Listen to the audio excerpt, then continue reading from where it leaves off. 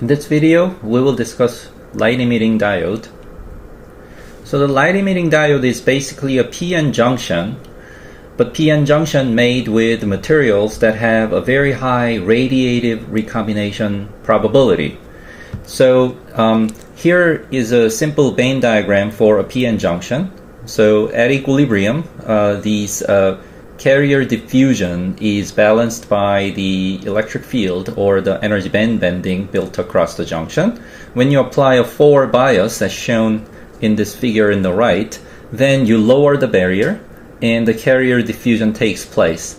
Now, if the material, if this is a long base diode, then as the carriers diffuse, the increased carrier concentration results in increased recombination rate, and so the carriers will recombine.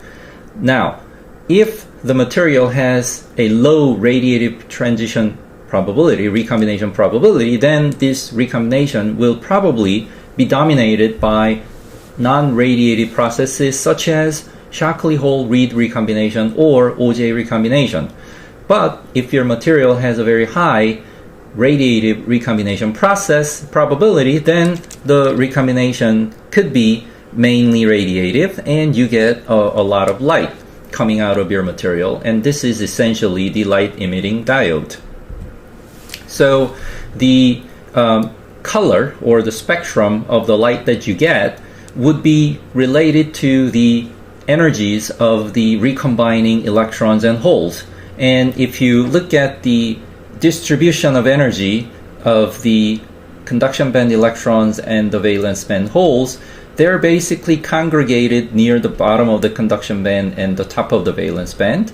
And the bottom, the lower side, lower energy side distribution of the conduction band electron is basically determined by the density of state. So this goes up as square root of the energy, and the high energy tail of the energy distribution of the conduction band electron is determined mainly by the Fermi-Dirac distribution function. So it decays exponentially with the energy on the high energy side. So, and same thing with the whole distribution. And so the width of these electron energy distribution and the whole energy distribution is basically of the order of the thermal energy kT. And therefore, the width of the energy distribution of the resulting photons of the light is also of the order of kT, typically 2 to 3 kT. And it has a sharp cutoff at the band gap energy.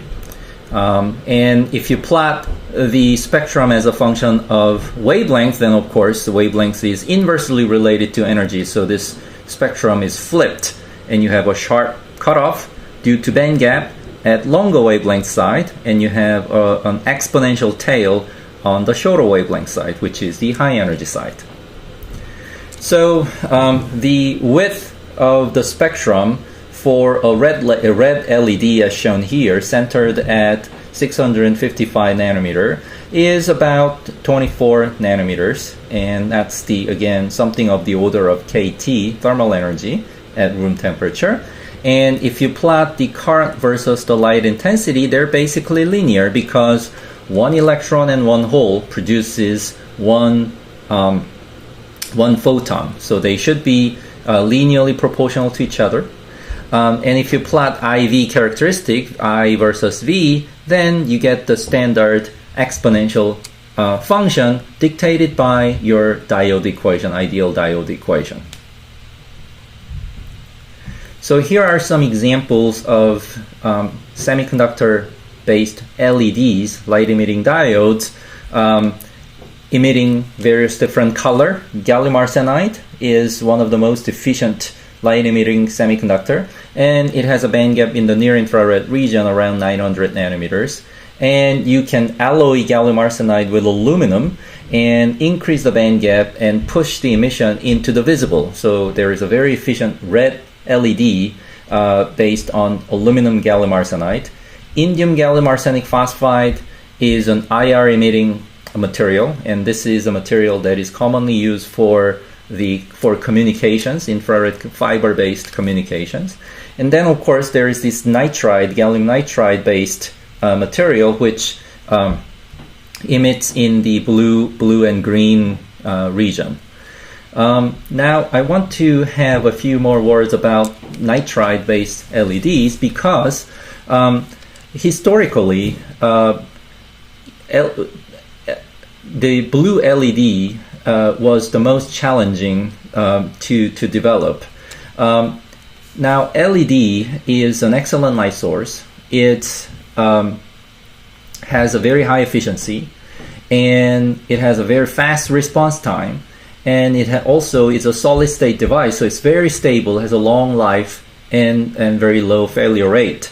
You know, compared to other light sources, for example, as a fluorescent tube or light bulb, the incandescent light bulb. There are many potential applications and displays. There are many displays that are currently using LEDs as light source, TVs and other things. And also there are many solid-state lighting lamps, the general illumination lamps made of LEDs. Now, in order to make this, you need to produce full color, meaning that you need a color source that light source that are emitting red, green, and blue colors. Aluminum gallium arsenide LED has been around for a long time. Gallium phosphide LED produces green. Gallium phosphide is an indirect band gap material, so efficiency is not very high, but it was available. Blue light emitting material was just not available. So there has been a lot of research and development effort to develop blue LED and laser diode, and gallium nitride is now the dominant material system that produces this, and in fact the developers of gallium nitride based LED has received the Nobel Prize in physics some years ago for their contribution to these solid-state lighting devices. The typical white LED or solid-state lighting device is composed of blue emitting LED, gallium nitride based, indium gallium nitride to be exact, and then you coat it with a phosphor, a luminescent material, photoluminescent material that absorbs part of this blue light coming out of your LED and convert it into yellow. And this blue light leaking through plus the yellow light converted by the phosphor combined produces white light. So generally this is a cheap low-grade lamp, and you could produce a better white color that mimics the sunlight more faithfully by using a ultraviolet LED, again gallium nitride based, and you have a mixture of phosphors, RGB phosphors, excited by these UV light. So this is basically the exact same mechanism as the fluorescent lamp. Fluorescent lamp uses a mercury discharge that produces UV, and the phosphor materials coated on the lamp wall then converts the UV into RGB visible light to produce white.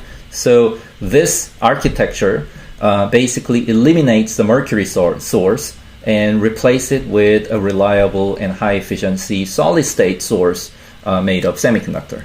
You could also have a multi-chip, semiconductor-based white light by stacking up these red, green, and blue LEDs. So in this case, there are no phosphors, and all of the visible primary colors, RGB, are produced by semiconductor-based LED devices. Both of these two guys can give you a very high-quality white light and can make a high-quality lamps and also a full-color display.